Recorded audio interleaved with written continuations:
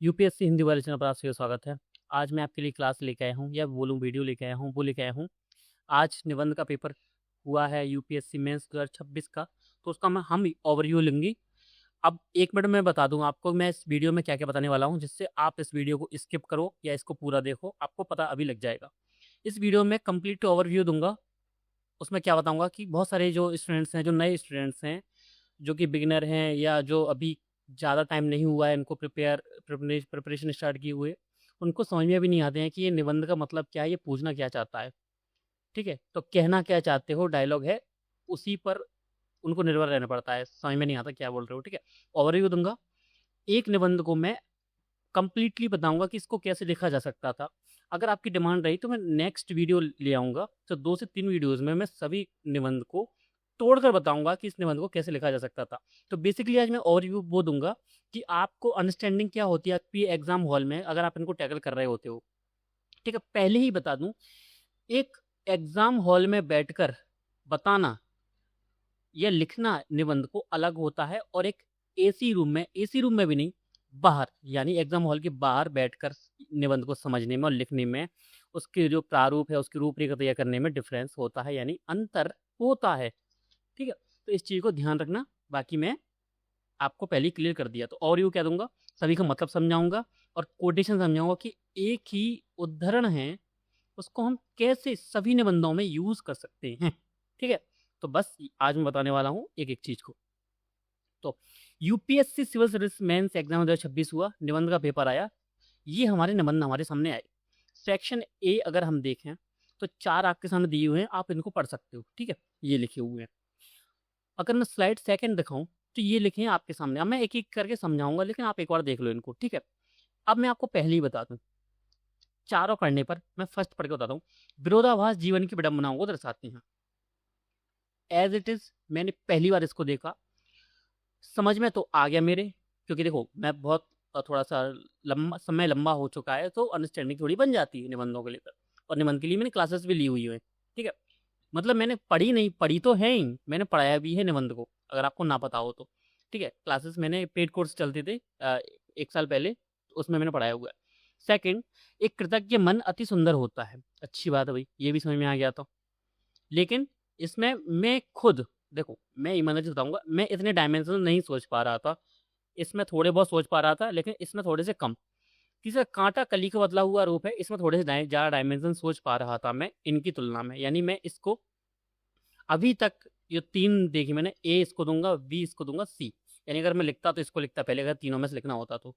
Fourth है मेरा, जब 2 हाथी लड़ते हैं तब घांसी रौंदी जाती है। एग्जैक्ट पढ़ के मेरे माइंड में आ गया था, अगर मुझे लिखना होता निबंध तो मैं इसका चुनाव करता लिखने में। ठीक है, तो याद रखना, ये मैं लिखता। अब आप कमेंट करके बताओगे, भले वीडियो रिकॉर्डेड हो, लाइव हो, कोई भी हो। ठीक है, आपको कमेंट करना है सेक्शन ए में, सिर्फ नंबर बता देना। क्वेश्चन नंबर 3 लिखते, क्वेश्चन नंबर 4 लिखते, आप इसमें से कौन सा चुनते। आप क्वेश्चन को पढ़ के ही आपको माइंड आपको कहाँ बता रहा है कि इसको आप लिख सकते थे। ठीक है, सिर्फ बता रहा है बस। अब लिखा जाए ना लिखा जाए वो बात की बात है, कौन सा लग रहा है कि आपको ठीक है कि हाँ इसको मैं लिख सकता था। ठीक है, ये चारों। अगर मैं नेक्स्ट में जाऊं तो प्रकृति ही जीवात्मा का प्रतीक है। ठीक है, आगे समझ में। एक अच्छे शिक्षित दिमाग में हमेशा उत्तर से अधिक प्रश्न होंगे, ये मेरे लिए थोड़ा सा अच्छा है। कठोर निर्णयों को टालना सबसे कम नैतिक मार्ग है, ये भी अच्छा है। उत्तम नेता वह है जो अपने अनुयायियों का अनुसरण करता है। अगर मैं, देखो सच बताऊं, मैं एक कंप्लीटली एक फेयर, एक न्यूट्रल, अगर आपको मैं ओवरव्यू अपना दूं पर्सनल, मेरा जो इस पर जो मेरा जो मत है, ये है कि इस बार थोड़ी सी निबंध अच्छे हैं, यानी लिखने में आपको थोड़ी सी आसानी होती। लेकिन एक चीज देखना, निबंध भले ही आसान हो, जो मार्किंग करते हैं एग्जामिनर, जो कॉपी चेक करते हैं, उन्हीं पर निर्भर करता है। भले ही इसमें सिंपल दे दिए, वो मार्क्स अगर कम देंगे तो हम क्या कर लेंगे। अगर वो टफ भी देंगे, उनको भी हम लिख तो है ही रहे ना, लिख रहे हैं, और मार्क्स वो ज़्यादा दे रहे हैं तो भी फर्क। ठीक है, तो आसान है कठिन है, थोड़ा बहुत डिफरेंस पड़ता है, लेकिन मेन जो डिफरेंस पड़ता है वो है एग्जामिनर कॉपी किस तरीके से चेक कर रहा है। ठीक है, अब मैं आता हूँ बारी बारी से। ठीक है, चलो भाई, अब मैंने तो चॉइस कर लिया ये वाले कि मैं इनको चुनता। हाँ, सेकंड वाले में बता ही नहीं पाया आपको मैं किसको चॉइस करता। थोड़ा सा इसमें मुझे कन्फ्यूजन था कि किसको करने में। क्वेश्चन नंबर 8 मुझे देखने में आसान लग रहा होगा, आपको भी आसान लग रहा होगा, लेकिन मैं सच बताऊं, जिसको निबंध की अच्छी सी नॉलेज है ना उसको पता होगा, जितना स्ट्रेट निबंध होता है उसको ज़्यादा डायमेंशन में फैलाना उतना ही टफ होता है। इसलिए मैं इसमें पहले ही समझ गया था, क्योंकि देखो मैंने क्या होता, मैंने बता दिया अपने बारे में, क्योंकि मैं बहुत लंबे समय से इस चीज़ को पढ़ रहा हूँ और पढ़ा भी रहा हूँ। तो मुझे पता था कि इसमें ज़्यादा डायमेंशन मैं नहीं खींच पाऊंगा। हो सकता है कोई आप में से स्टूडेंट इसमें ज़्यादा डायमेंशन ले ले, तो उसकी बात अलग है, क्योंकि सबका माइंड अलग होता है। और अगर मैं बात करूँ इन तीनों की, ये तीनों ही मुझको लगभग बराबर लग रहे थे। अगर मैं थोड़ा सा इसमें भी मैं चॉइस करने की कोशिश करता, तो मैं कोशिश करता सेकंड को। ठीक है, एक अच्छे शिक्षित दिमाग में हमेशा उत्तर से अधिक प्रश्न होंगे। प्रश्न होंगे राजनीति के बारे में, प्रश्न होंगे हिस्ट्री के बारे में, हिस्ट्री में क्या क्या हुआ, प्रश्न होंगे विज्ञान के बारे में, कैसे होंगे विज्ञान के बारे में। न्यूटन मेरे माइंड में सबसे पहले आया था इस चीज़ को लेकर। इस कोटेशन को जैसे ही पढ़ा था ना, मेरे माइंड में ही न्यूटन आया था। ठीक है, आइजैक न्यूटन। अब देखो फर्स्ट से मैं स्टार्ट करता हूँ। ठीक है, तो मैं इसको चॉइस कर लिया मैंने। अब आप बताओगे कमेंट सेक्शन में कि आप सेक्शन बी में से क्वेश्चन नंबर कौन सा चूज करते जिसे आप लिख सकते थे। अब देखो मैं समझाना स्टार्ट करता हूँ कि इनका मतलब क्या था। निबंध बेसिकली जो पूछे, इनका मतलब तो आपको पता हो ना। ठीक है, तो पता तो होना चाहिए, भले ही आप उसको लिखो या ना लिखो। तो इसका सीधा सा मतलब था कि विरोधाभास जीवन की विडंबनाओं को दर्शाते हैं। अब जीवन में क्या होते हैं, कभी कभी हमें विरोधाभास होता है। एक अगर आपने एथिक्स का पेपर पढ़ा होगा, सिंपल सा मेरे माइंड में सबसे पहले वही आया, हो सकता है आपके माइंड में और कुछ आ गया हो। मेरे माइंड में आया था सबसे पहले नैतिक दुविधा। ठीक है, इसका ही पार्ट मान सकते हैं, लेकिन कंप्लीटली इसको डिफाइन नहीं कर पाएगा। लेकिन मेरे माइंड में आया नैतिक दुविधा। नैतिक दुविधा क्या होता है, कभी कभी हम ऐसी सिचुएशन में फंस जाते हैं, जैसे कि हम उनमें चुनाव करने में हमको थोड़ी सी कठिनाई होती है। और विरोधाभास का सीधा सा मतलब होता है दो विरोधी वस्तुएं हैं वो उनका सह अस्तित्व हो। सह अस्तित्व का मतलब क्या है, अगर मैं इसको शब्दों में समझाऊं, तो पहला शब्द अगर मैं आपको बताऊं तो वो है मीठा दर्द। मीठा दर्द यानी दर्द भी है और मीठा भी है। ठीक है, और बताऊं कड़वी सच्चाई। इससे आप ज्यादा थोड़ा सा खुद को कनेक्ट कर पाओगे। कड़वी सच्चाई है कि सच तो हमेशा अच्छा होना चाहिए। ठीक है, सच है तो अच्छी चीज है, लेकिन ये कड़वी भी है। कड़वी सच्चाई से तो आप सभी लिंक भी कर पा रहे होंगे। कड़वी सच्चाई कैसे, कड़वी सच्चाई ये है कि यूपीएससी में क्या है, 0.01 का क्या हो रहा है, सिलेक्शन हो रहा है। ठीक है, या 0.1 का सिलेक्शन हो रहा है, ऐसे ही तो हो रहा है। ठीक है, आपको मतलब ये डेटा मिलता है कि मेंस कौन निकाल पाए, हिंदी मीडियम का रेशियो तो और ज्यादा कम है। तो ये क्या है, कड़वी सच्चाई है। सच्चाई तो है लेकिन कड़वी है। ठीक है, ये विरोधाभास है दो चीजों में। ठीक है, दो चीजें हैं, सुख और दुख। अगर मैं इसको एग्जांपल, क्योंकि देखो मुझे समझाना है आपको कि निबंध पूछ क्या रहा है, तो विरोधाभास का मतलब ही क्या है, सुख और दुख। सुख और दुख का मतलब क्या होता है, सिंपल सा एग्जांपल देखो। जिसने कभी सुख नहीं देखा वो कभी पहचान ही नहीं पाएगा कि दुख क्या होता है, और जिसने कभी दुख नहीं देखा वो कभी नहीं पहचान पाएगा सुख क्या है। इसका प्राइम एग्जांपल अगर मैं अगर आपको दूं, एक अच्छी फैमिली का एक छोटा सा बच्चा है जिसको कभी भी कोई प्रॉब्लम नहीं हुई। उसने जब जो चीज मांगी उससे मांगने से पहले उसको प्रोवाइड हो गई। और एक बच्चा जो गरीब है, जिसको खाने के लिए एक टाइम का खाना भी बड़ी मुश्किल से मिलता है, अनाथ है, मतलब जो गरीब लोग होते हैं वैसे। और एक अमीर है, उसको पता ही नहीं है सुख क्या है, क्योंकि उसके पास दुख ही इतने हैं। जब और उसको पता, सॉरी जस्ट अ सेकंड, हाँ, उसको पता ही नहीं है। ठीक है, अमीर व्यक्ति के लिए ये सुख है ही नहीं जो उसको मिल रहा है। सुख क्यों नहीं है, उसको कोई महसूस ही नहीं होता। उसको लगता है कि आज मुझे ये खिलौना चाहिए, ये वाला टॉय चाहिए, तो वो ले लेता है। उसको कोई उसमें ज्यादा सुख नहीं है, उसको वो लगता है ये बेसिक, ये एक लाइफ है। लेकिन यही बच्चा, इसको 3 दिन तक खाना नहीं मिलता, और 3 दिन के बाद अगर इसको खाना दिए जाए, तो जो पहला इसका वाइट होगा खाने का, तो इसको महसूस होगा कि हाँ, खाने में भी सुख है। वही खाना जिसको खिलाने के लिए इसके पीछे भागना पड़ता था, क्योंकि इसको पता चल गया है कि ये मेरी जरूरत है, यानी इसको दुख मिला तभी इसको सुख की अनुभूति हुई।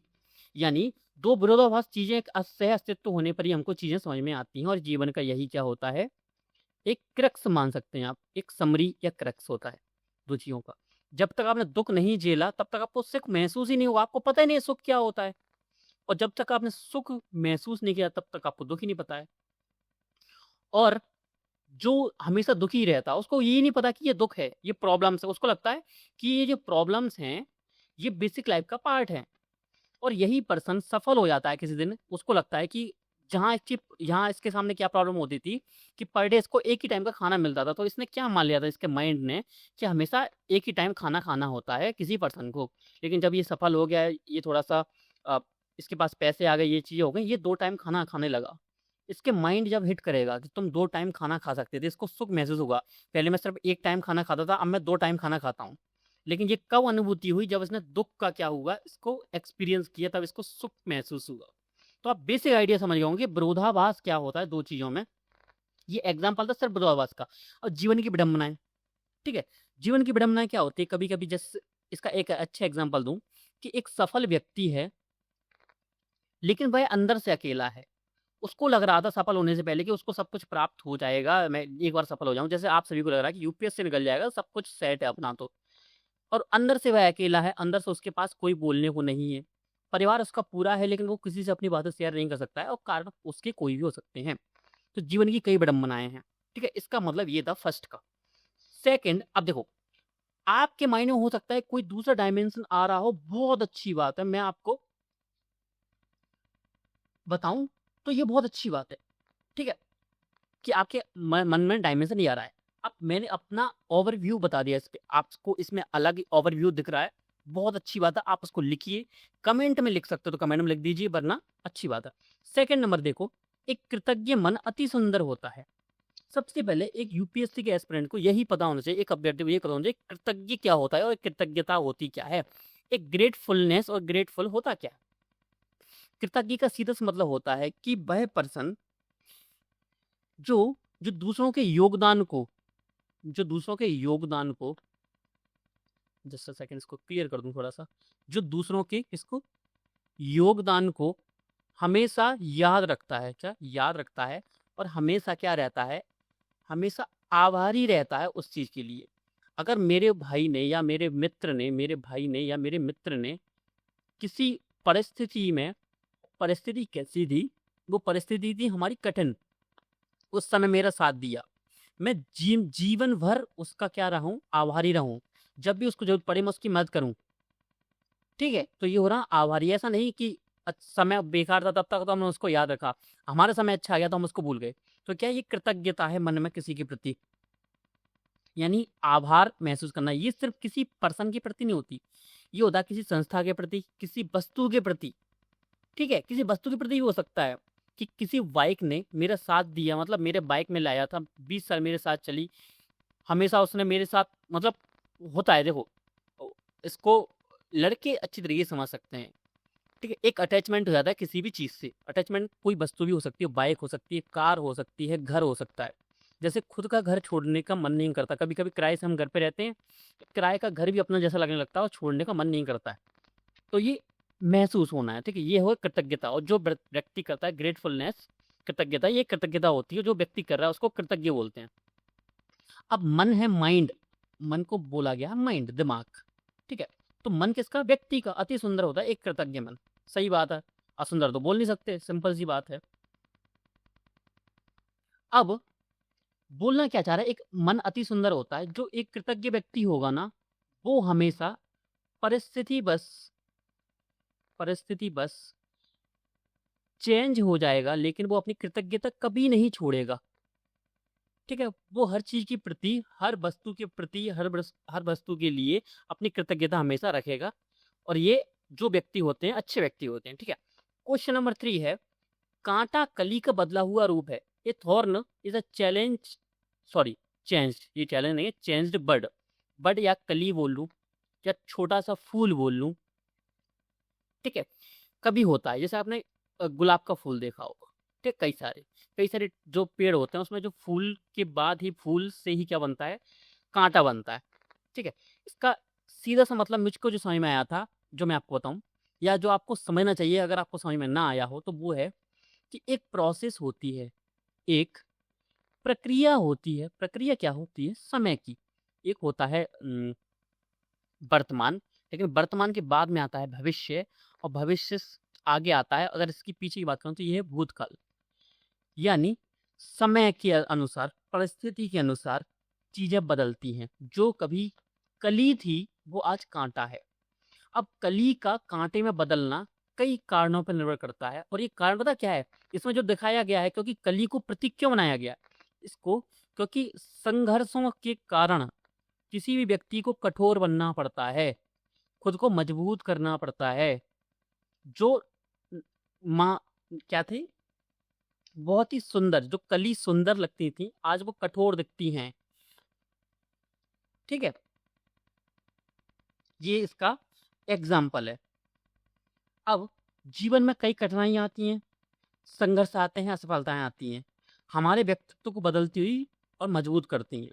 तो हमारा व्यक्तित्व किसने बदला, कली से लेके कांटे तक का जो सफर है वो किसका है, वो है असफलताओं का, वो है कठिनाइयों का। ठीक है, वो है हमारा किसका, एक डेवलपमेंट का, हमारा विकास हुआ है। तो आप देख सकते थे कि एक जीवन के ऊपर इसमें निबंध लिख सकते थे कि एक व्यक्ति का जीवन कैसे एक कली से, जो एक कोमल कली होती है, हाँ मेरे माइंड में शब्द नहीं आ रहा था, कोमल, हाँ कोमल से एक कठोर का परिप्रेक्ष्य, और कठोर एक नेगेटिव वे में नहीं, एक पॉजिटिव वे में, इसको अगर मैं हिंदी में बताऊं यानी सकारात्मक रूप से। ठीक है, सकारात्मक रूप से बदला हुआ है। ठीक है, तो ये एग्जाम्पल था। क्वेश्चन नंबर 4 है, जो मुझे माइंड में आया था कि भाई इस पे मैं निबंध लिख सकता हूं, तो जब दो हाथी लड़ते हैं तब घास ही रौंदी जाती है। When two elephants fight, it is the grass that gets trampled. Prime examples मेरे सामने तो मतलब कई सालों से, कई महीनों से आपके सामने भी है। भाई किसका युद्ध, ईरान यूएसए का युद्ध,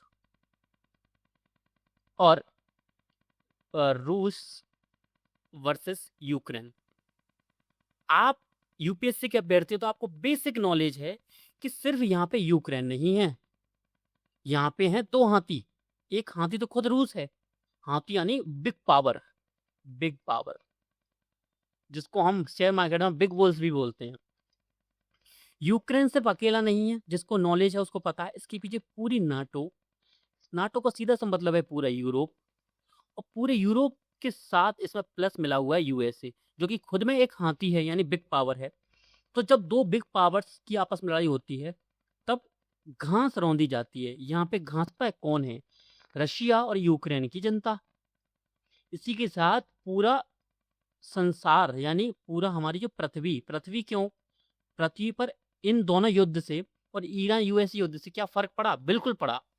इंडिया में पेट्रोल महंगे हो गए, पेट्रोल डीजल महंगा हो गया, ईंधन पूरा महंगा हो गया, एलपीजी की किल्लत हो गई एकदम से, उसकी वजह से हर चीज महंगी हो गई, यानी आम जनता अस्त व्यस्त त्रस्त हो चुकी थी।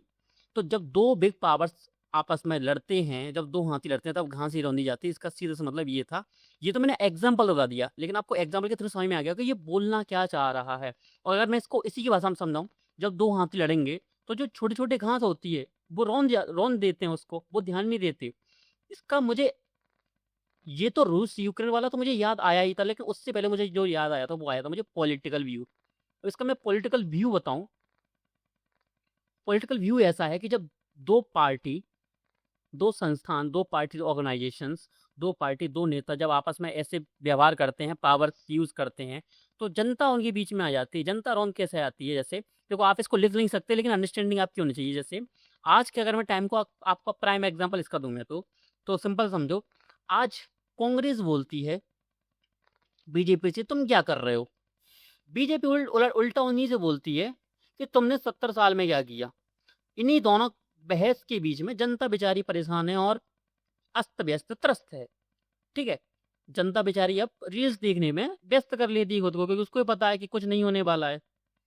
ठीक है, ये चीज है, तो ऐसे होता चलता रहता है। अब कांग्रेस खुद के स्टेट्स में डेवलपमेंट उन मॉडल क्यों नहीं बना रही है जिसको वो बता सके कि ऐसे करना चाहिए।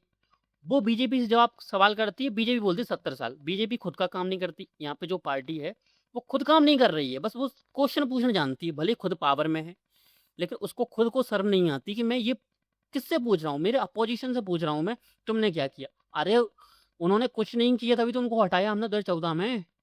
आपको आपको इसलिए तो यहीं बैठाया है हमने। कांग्रेस को गाली देने से क्या होगा, और कांग्रेस वाले बीजेपी को गाली देते हैं। ठीक है, इसके चक्कर में जनता अस्त व्यस्त है। चलो आगे चलते हैं। क्वेश्चन नंबर 5 है, प्रकृति ही जीवात्मा का प्रतीक है। ठीक है, बेसिकली समझो तो आसपास का जो हमारा नेचर है, वही हमारा जीवात्मा का प्रतीक है, सिंबल ऑफ द स्पिरिट। ठीक है, symbol the, just a second, हाँ, यानी जो हमारी जो आंतरिक आत्मा है या जो भावनाएं हैं वही हमको सामने भी दिखाई देती है इस नेचर में। इसका सबसे अच्छा एग्जांपल मैं अगर आपको बताऊं, नदी। कैसे नदी एक पूरे वर्ष अगर हम उसको देखें तो कैसे एक निश्चल शांत भाव में बहती रहती है, बिल्कुल शांत। लेकिन मानसून के समय समय बदलता है, परिस्थिति बदलती है, तो वही एक बाढ़, ऐसा नहीं लगता कि वो बहुत गुस्से में हो। जैसे केदारनाथ की जब बाढ़ आई थी तो गंगा नदी, अलकनंदा, मंदाकिनी, आज भी असम की बाढ़, वही नदियां कितना भयानक रूप धारण कर लेती हैं। तो क्या एक मानव, एक मनुष्य इसी तरीके के व्यवहार नहीं करता है क्या? बिल्कुल करता है। एक मानव तो बहुत एक शांत रहता है, लेकिन कभी कभी स्थिति ऐसी बनती है कि वही पर्सन, वही मनुष्य एक एग्रेसिव रोल निभाता है। ठीक है, गुस्सा आता है उसको, ठीक है, गुस्सा आता है उसको, किसी से नाराज होता है, लड़ने लगता है, संघर्ष करने लगता है किसी से, किसी के विरुद्ध खड़ा हो जाता है, वही शांत होता है वही। ठीक है, इसका प्राइम एग्जांपल है कि जो नेचर में हमको सामने दिख रहा है वो हमारे जीवात्मा का प्रतीक है। आपको सिंपल सा अगर मैं इसका एग्जांपल दूं तो इसका सबसे अच्छा एग्जांपल मुझे जो याद आ रहा है, क्योंकि देखो मैं आज भी वही बात बोलता हूं जो मैं पहले बोलता था। हिंदी मीडियम में हिंदी साहित्य वालों को हमेशा फायदा होता है निबंध के पेपर में, कंपेयर टू जो अदर ऑप्शनल्स हैं उनसे। कैसे? कोटेशंस, उद्धरण उनको कभी ज़्यादा याद नहीं करने होते निबंध के लिए, क्योंकि उनको पहले से मिला होता। अब क्वेश्चन नंबर 5 में मैं क्या लिख सकता था? मेरा सबसे अच्छा जो मैं अगर मैं आपको बताऊं, मुझे जो याद आया था प्रकृति और जीवात्मा, कबीरदास जी खुद, जिन्होंने पढ़ा है हिंदी साहित्य उनको पता ही होगा चीज, उन्होंने खुद ही प्रकृति और मनुष्य को एक माना है। ठीक है, और उनका फेमस अगर आपने कोटेशन अगर आपको याद हो, उद्धरण अगर मैं इसको सही याद कर पा रहा हूं तो वो ये था कि हाँ, जल में कुंभ, कुंभ में जल, बाहर भीतर पानी, फूटा कुंभ, जल जल ही समाना, यहू तत्, ऐसा था, यहू तत् कथो ज्ञानी। ठीक है, मैंने कई दिनों से इसका रिवीजन नहीं किया तो मुझको खुद अभी याद करने में प्रॉब्लम हो रही, यही था एग्जैक्ट। ठीक है, इस निबंध को लिखो। ठीक है, इसका मतलब क्या था कि देखो घड़े के अंदर भी पानी है और घड़े के बाहर भी पानी है। अब जब घड़ा टूट जाता है तो जो अंदर का पानी है वो बाहर के पानी में मिल जाता है। तो जो हमारा जो घड़ा है, घड़ा पता है किसको बोला है? उन्होंने इस संसार को बोला है और इस शरीर को बोला है। जब ये नहीं होता तो हमारा जो शरीर है वो किस में मिल जाता है? जो हम किस में मिल जाते हैं? हम इसी संसार में मिल जाते हैं। तो प्रकृति इस जीवात्मा का प्रतीक है। Nature is the symbol of the spirit. ठीक है, क्वेश्चन नंबर 6 जिसको मैं लिखता खुद, एक अच्छे शिक्षित दिमाग में हमेशा उत्तर से अधिक प्रश्न होंगे। यहाँ पे एक चीज याद रखना, एक वेल एजुकेटेड का कभी भी मतलब ये नहीं होता है, कभी भी ये मतलब नहीं होगा उसका कि एजुकेशन से, कि उसने पीजी की हुई है, पोस्ट ग्रेजुएशन की हुई है। वेल एजुकेटेड का हमेशा मतलब होता है कि वो परिस्थितियों के अनुसार किस तरीके से काम करता है। और ठीक है, और एक पढ़ा लिखा व्यक्ति होगा, वो क्वेश्चंस बहुत करेगा। भारत में इस समय जो स्थिति है वो बहुत ही बकवास है। ये नहीं लिखोगे आप, मैं तो आपको समझाने के लिए बोल रहा हूँ, बस ये मत लिख देना गलती से भी, बकवास है। यहाँ पे क्वेश्चन पूछने पे, प्रश्न पूछने पे आप पे हमला कर दिया जाएगा।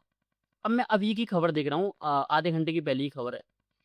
ठीक है, मैं आपको समझाने के बोल रहा हूँ, लिखना मत इन चीज़ों को, लेकिन मैं समझा देता हूँ आपको अंडरस्टैंडिंग बने।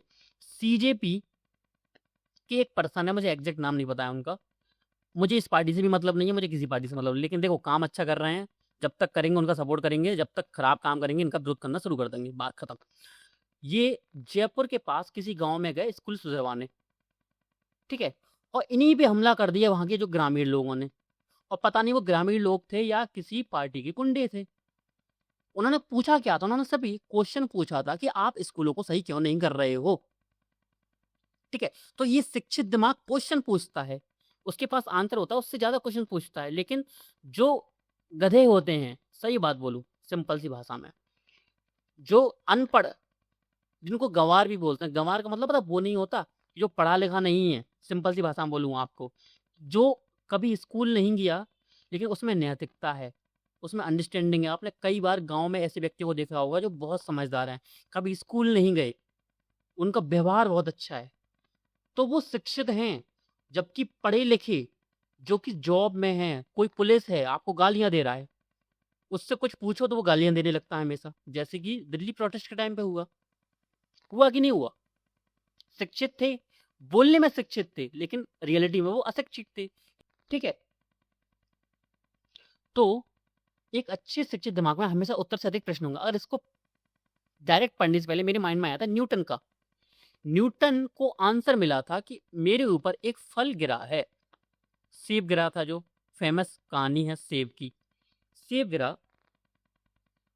तो ये तो हो गया उसका उत्तर। उसके माइंड में से ज्यादा प्रश्न आए, ये सेब क्यों गिरा, क्यों गिरा, ये सेब नीचे ही क्यों गिरा, नीचे ही क्यों गिरा, ये पेड़ क्यों नहीं गिरा, पेड़ क्यों नहीं गिरा, ये ऊपर क्यों नहीं गया, ऊपर क्यों नहीं गया। यानी क्वेश्चंस, आंसर से ज्यादा उसके माइंड में क्वेश्चंस होते हैं, और यही क्वेश्चंस उसके आगे के जो प्रयास होते हैं उनको क्या करते हैं, शेप देते हैं, आकार देते हैं। क्वेश्चन नंबर 7, कठोर निर्णयों को टालना सबसे कम नैतिक मार्ग है। इसमें सबसे अच्छा कोटेशन देखो, मुझे जो देखो अभी कोटेशन बता दो, फिर मैं आपको मतलब समझाऊं, पहले मतलब समझा देता हूँ, ठीक है, अच्छी बात है। कठोर निर्णयों को टालना सबसे कम नैतिक मार्ग है। एथिकल भी कभी नहीं होता कि आप कठोर निर्णयों को टाल दो। ठीक है, निर्णय है आपको लेना ही पड़ेगा, इससे अच्छा है कि आप उसको टालो, आप निर्णय ले लो। ठीक है, कठिन है, बहुत कठिन है, ले लो। हो सकता है इसके नेगेटिव आपको दिखें, लेकिन कुछ करने से अच्छा है कि आपने कुछ किया, तो कुछ प्रयास तो किया आपने, उसका मतलब सीधा सा ये है। जैसे इसका फेमस जो कोटेशन है वो विकास दुबेगी सर हमेशा बोलते रहते हैं। ठीक है, विकास सर को मैंने भी काफ़ी सुना है, सुनता भी हूँ। उनका फेमस कोटेशन है, मतलब उन्होंने नहीं बोल, मतलब वो बोलते रहते हैं लेकिन उनका नहीं है, वो कोटेशन है किसका, जावेद अख्तर सर का, जावेद अख्तर साहब का। ठीक है, तो उन्होंने क्या बोला था, क्यों डरें, जिंदगी में क्या होगा, कुछ ना होगा तो तजुर्बा नया होगा, या तजुर्बा होगा। ये फेमस कोटेशन पता है किसका है, विकास सर बोलते रहते हैं, लेकिन मेरे माइंड में पता है क्यों आया, क्योंकि मैं लास्ट ईयर एक स्टैंडर्ड 2025 का मेंस दिया था, वो हर निबंध में ये कोटेशन जरूर लिखते थे, यही वाला एज इट इज। अगर हो सकता है वो स्टूडेंट ये वाली वीडियो देखें अभी, तो उनको याद भी आ जाएगा कि वो मेरे उन्हीं के बारे में बात कर रहा हूँ। उन्होंने यूपीएससी में 2025 का एग्जाम दिया था, 2024 की तुलना में 30 नंबर प्लस किए थे उन्होंने, निबंध कोर्स में जुड़े हुए थे वो, और उन्होंने पर्सनली मैसेज करके मुझे बताया था कि जो बताया ना मैंने, जो चीज़ों में सुधार किया, वो 30 नंबर वहां से मिले उनको। और आपको भी पता होगा उनके उस टाइम पे नंबर थे 2025 में 111। 111 का मतलब 2025 के मेंस में क्या था, क्योंकि आप ओवरऑल ऐसे के नंबर देखना सभी टॉपर्स के, आपको पता लग जाएगा। हालांकि उनका निबंध उनका हो नहीं पाया, मेंस ही क्वालिफाई नहीं हो पाया, क्योंकि उनके जीएस वगैरह में कम नंबर रह गए, ऑप्शनल वगैरह में। ठीक है, ये बात अलग है।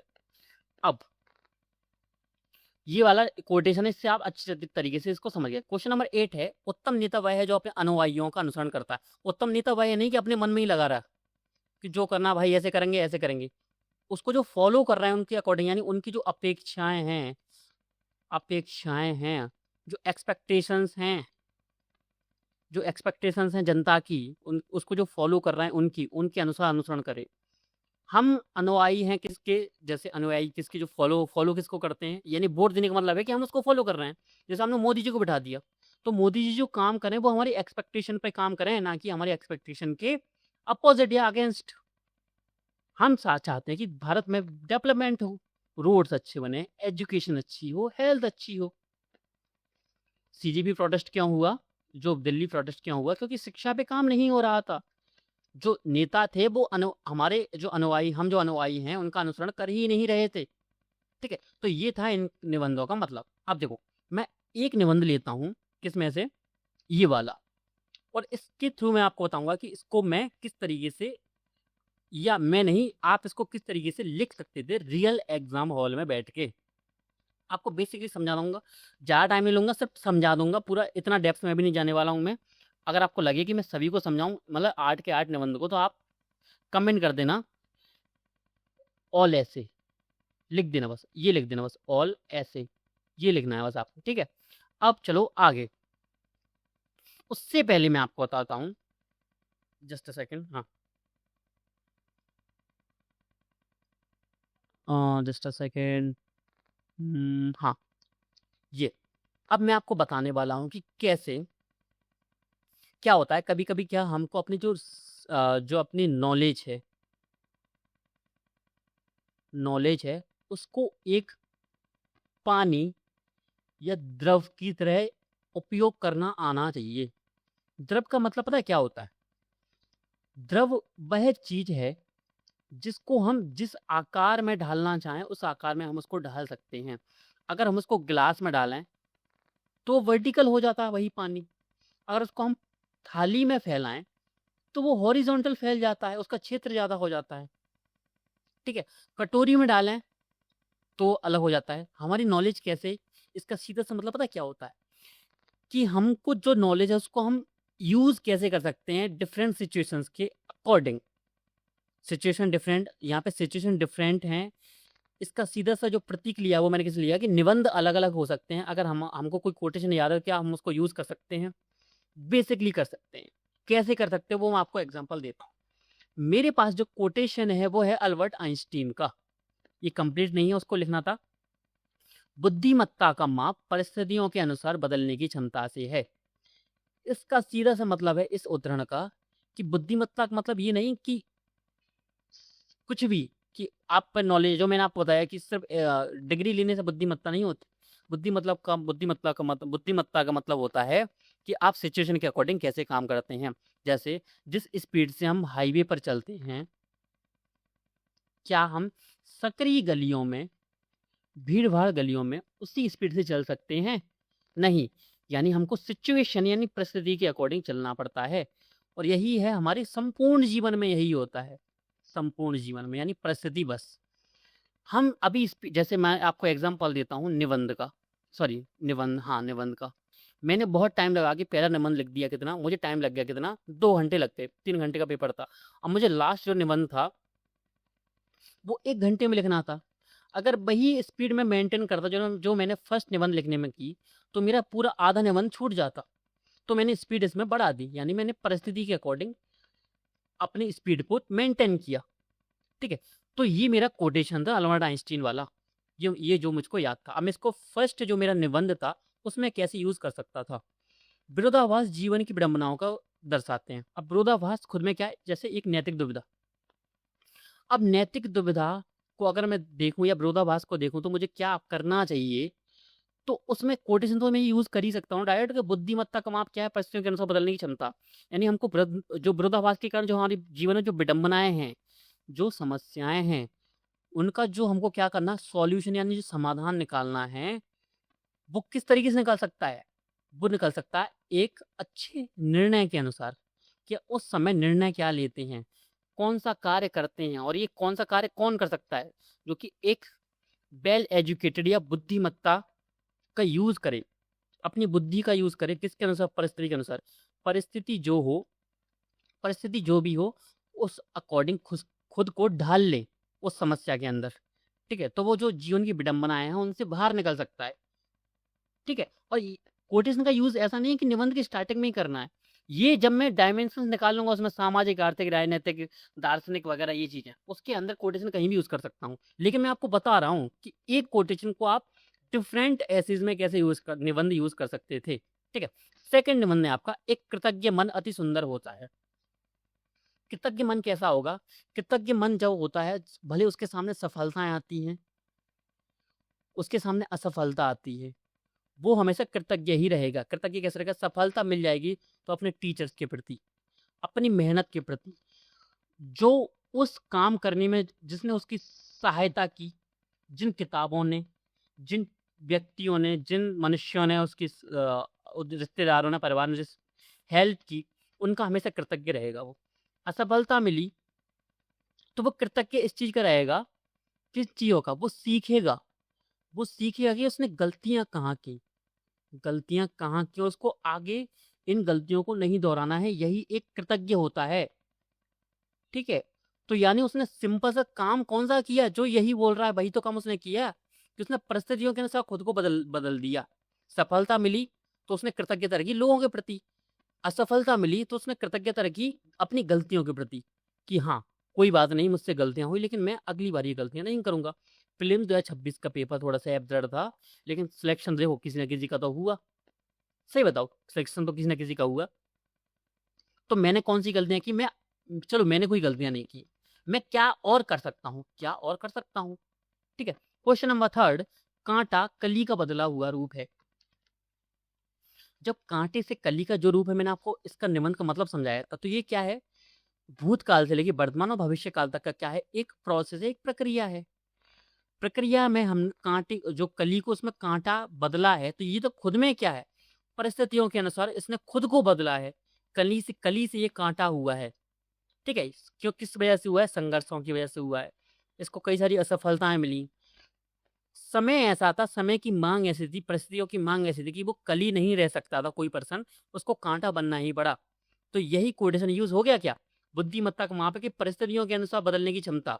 तो ये बदलाव हुआ है, ये तो सबसे ज्यादा मैच हो रहा है इसी कोटेशन से। अब जब दो हाथी लड़ते हैं तब घासी रौंदी जाती है। अब इस कोटेशन का यूज यहाँ पे कैसे करेंगे?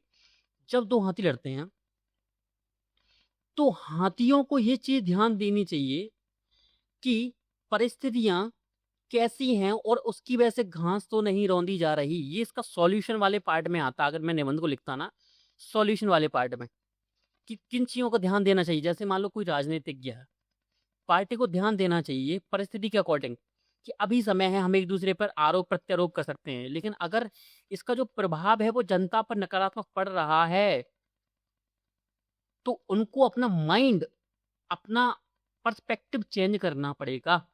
उनको ये आरोप प्रत्यारोप छोड़ के काम करना पड़ेगा, खुद में सुधार करना पड़ेगा। एज इट इज बुद्धिमत्ता का माप क्या? परिस्थितियों के अनुसार बदलने की क्षमता। और इसका प्राइम एग्जांपल मैं बताऊं, मोदी जी का खुद इंस्टाग्राम पे आ जाना, इसका ये बुद्धिमत्ता का माप ही तो है ये। उन्होंने देखा कि जेन जी कहाँ जा रही, भाई इंस्टाग्राम पे है, चलो इंस्टाग्राम पे मैं वीडियो बनाऊंगा। ठीक है। अब ये देखते हैं कि ये वाला जो कोटेशन है उसको हम कैसे यूज कर सकते थे। कठिनाई के बीच ही अवसर छिपा होता है। जब जीवन में विडंबनाएं होती हैं, इसका मतलब ही तो है समस्या। तो मैं इसको तो यूज कर ही सकता हूँ, कठिनाई के बीच ही अवसर छिपा होता है। अवसर कब मिलेगा हमको? जब हम विरोधाभास से दूर होने की कोशिश करेंगे, क्योंकि इसमें कहीं ना कहीं अवसर छिपा होगा आगे बढ़ने का। सेकंड है, एक कृतज्ञ मन अति सुंदर होता है। कृतज्ञ मन की आ, कृतज्ञ जो व्यक्ति है उसके सामने भी संघर्ष आते हैं जीवन में, कठिनाइयाँ आती हैं, उसमें भी अवसर छिपा होता है खुद को हमेशा बेहतर करने का, खुद को बेहतर करने का। क्योंकि एक कृतज्ञ व्यक्ति है वो खुद को हमेशा बेहतर करता ही है। उसको जो मिलेगा उसमें वो कृतज्ञता महत्व आभार, अपना आभार प्रस्तुत करेगा और खुद को बेहतर बनाएगा। असफलता मिलेगी तो जो मैंने अभी एग्जांपल दिया वही। अब कठिनाइयां जब आएंगी तो उसके पास अवसर होता है, कठिनाई के बीच ही अवसर छिपा होता है, तो कांटे में चेंज होने का। तो कांटे बनने में भी तो क्या है? संघर्ष है, कई सारी कठिनाइयां खुद में हैं। अब देखो देखो मैं सिंपल सा एग्जांपल समझा रहा हूँ। एक कली, सीधे मतलब क्या है? उस किसी व्यक्ति को कुछ नहीं करना पड़ रहा, एकदम से उसमें उसके जीवन में कोई आपदा आती है। आपदा कैसी? उसके परिवार में जो कमाने वाले थे वो नहीं रहे। जो पहले कली था, जो पूरा डिपेंडेंट था अपने पिता पर, उसके पिता नहीं रहे, किसी कारण बस एक्सीडेंट वगैरह हो गया। ये एक काल्पनिक कथा है। ठीक है। तो वो कली एक कांटा बना। कांटा कैसे? खुद कमाना शुरू किया, जहां खर्च करता था वहां खर्च करना बंद किया। जो फैमिली पिता पे डिपेंडेंट थी, जो खुद डिपेंडेंट था पिता पे, अब पूरी फैमिली उस पर डिपेंडेंट। जो पूरे दिन दोस्तों के साथ घूमता था, वो दोस्तों से बात नहीं करता, तो दोस्तों के लिए वो बुरा हो गया, वो कांटा बन गया उनके लिए। ये बात नहीं करता, अब तो ये अपने से मतलब रखता ही है। तो कली से कांटा बनने की जो कठिनाई भी तो है खुद में, लेकिन एक अवसर छिपा है। अब इसमें अवसर क्या छिपा है? उसकी कठिनाई के बीच ही अवसर छिपा होता। अवसर कौन सा है? अवसर है अपने परिवार को मेंटेन करना। मेंटेन करना किस तरीके से? जैसे उनके पिता करते थे, ये उसके पास अवसर है। जब दो हाथी लड़ते हैं तब घासी रौंदी जाती है। अब इसमें क्या अवसर छिपा है? ये कठिनाई ही तो है। कठिनाई किसके सामने आती है? कठिनाई सामने आती है, घास के सामने आती है। घास के सामने आती है क्या? कठिनाई, जब दो हाथी उसको रौंद रहे हैं। तो इसमें अवसर क्या छिपा है? अवसर छिपा है कि जो पावर किनके पास है? हाथियों के पास है। अगर उनको छीन लिया जाए तो जो उसको रौंद रहे हैं वो रुक जाएगा। इसको आप अप्लाई कर दो किस पे? इंटरनेशनल रिलेशंस, रूस यूक्रेन युद्ध पे। जनता सामने खड़ी हो जाए, देश एकजुट हो जाएं, किसके लिए? शांति के लिए। जनता कांग्रेस बीजेपी की जगह देश के साथ खड़ी हो, किसी पार्टी के साथ नहीं, अपने देश के साथ खड़े होंगे। हमें मतलब नहीं किसी पार्टी से। गलत करेगी हम पटक देंगे। कैसे पटक देंगे? जैसे बांकीपुर के चुनाव में हुआ कि बीजेपी का जो रिदम था, मतलब ये मुझे नहीं पता कि डायलॉग उन्होंने बोला था कि नहीं बोला था, लेकिन बोलने का तरीका वही था कि कुत्ता भी खड़ा कर देंगे तो भी हम बांकीपुर की सीट को जीत जाएंगे। लेकिन मतलब बिहार की जनता को, मतलब मेरा तो नमन है भाई, जो आप में से स्टूडेंट हैं बिहार से, आपको नमन है भाई कि आपने करके दिखा दिया। तो ये है पूरा कि आप कैसे कोटेशंस को यूज कर सकते थे निबंध में। अब टाइम हो गया क्या ज़्यादा? जस्ट अ सेकेंड, अगर ज़्यादा टाइम हो गया होगा, निबंध 41 मिनट का हो गया, चलो ठीक है। देखो, अगर आपको लगता है कि मैं निबंध को पूरा बताऊं, हर एक निबंध को, तो आप कमेंट कर देना, सिंपल है, ठीक है। तो 41 मिनट की वीडियो थोड़ी लंबी हुई क्योंकि मैं थोड़ा सा एग्जाम्पल्स ज़्यादा दे दिए, समझाने में थोड़ा सा ज़्यादा टाइम लग गया। अगर आपको लगता है, देखो मैं समझाऊंगा कैसे, कि एक निबंध को उठाऊंगा, उसको आप 9 से 10 आयामों में, जैसे इस 8 आयाम में इसको बांटा है। जब हाथी लड़ते हैं, जैसे मैंने इंटरनेशनल डायमेंशन का आपको एग्जांपल दे दिया, रूस यूक्रेन वाला युद्ध। राजनीतिक आयाम मैंने आपको बता ही दिया। आर्थिक आयाम क्या हो जाएगा? आर्थिक आयाम हो जाएगा कि पैसे कमाने के चक्कर में हम और चीज़ों को कैसे रौंद रहे हैं, कैसे इनइक्वालिटी हमारे देश में ज़्यादा है, कैसे सिर्फ पैसे वाले लोग ही पैसे बन रहे हैं और पिस कौन रही है? जनता पिस रही है। जनता कैसे पिस रही है? आज चीनी के बारे में चर्चा हो रही है पूरी न्यूज़ में, आज के दिन की बात कर रहा हूँ, आज निबंध का पेपर हुआ आज ही के दिन की, यानी 21 अगस्त की बात कर रहा हूँ कि चीनी 70 रुपए किलो के आसपास पहुंच गई। तो कौन पिस रहा है? इथेनॉल वगैरह के चक्कर में, तो जनता पिस रही है। सामाजिक आयाम कैसे है? सामाजिक आयाम का प्राइम एग्जांपल दूं, और जिन्होंने हिंदी साहित्य पढ़ा, देखो जिन्होंने नहीं पढ़ा है कोई प्रॉब्लम नहीं, आप दूसरा एग्जाम्पल लिख सकते हो, लेकिन मुझे जो एग्जाम्पल याद आया, देखो मैंने खुद ने हिंदी साहित्य पढ़ा है तो मुझे याद है। जिन्होंने मेला आंचल पढ़ा है, अगर मुझे थोड़ा धुंधला धुंधला याद है, मुझे भी कंप्लीटली याद नहीं है, वहाँ पे छोटा सा संघर्ष होता है उस मेला आंचल में, जो उपन्यास के अंदर कुछ संघर्ष होता है, तो उसमें एक व्यक्ति बोलता है, जो जी में आवे करो, बच्ची हो, बूढ़ी हो, महिला हो, कोई भी, यानी इसमें पिसा कौन, अंत में रौंदा गया कौन?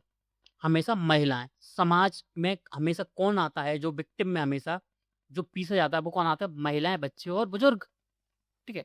पर्यावरण कैसे? कि हमने पैसे कमाने के चक्कर में पर्यावरण पर ध्यान नहीं दिया, हमने हसदेव के जंगल काट दिए, हमने उत्तराखंड के कई सारे जंगल काट दिए, ठीक है। अभी ताड़ोवा जो गलियारा था, जो मैंने न्यूज़ में पढ़ाया भी था, वो असम में काजीरंगा जो नेशनल पार्क है, उसका जो 10 मीटर का जो एक्स्ट्रा जोन होता है, ठीक है, उसको कम करने के 1 किलोमीटर कर रहे हैं। तो हम क्या कर रहे हैं? पैसे कमाने के चक्कर में अपने पर्यावरण को भूल रहे हैं, यानी किसको रौंद रहे हैं? हम पर्यावरण को रौंद रहे हैं, ठीक है। तकनीकी आयाम क्या है? ये चीजें, ठीक है। तो ये है चीज़ें, मैं इस तरीके से आपको बताऊं, और अगर आप चाहते हो तो मैं सभी निबंधों को इस तरीके से बता सकता हूं। मैं एग्जाम्पल बताऊंगा, मैं ये भी बता दूंगा कि उद्धरण कैसे यूज़ करना है। समझ में यहाँ तक आ गया, खुद कर सकते हो तो ठीक है, अच्छी बात है, मेरी तो देखो अच्छी बात है कि टेंशन खत्म, आपने खुद से कर लिया। अगर नहीं कर पाओ तो भी बता देना, मैं करके आपको दे दूंगा, ठीक है। भले 5 से 7 दिन में पढ़ेंगे, लेकिन पढ़ लेंगे। तो कमेंट आप कर देना उसी अकॉर्डिंग। आपसे को बहुत बहुत धन्यवाद।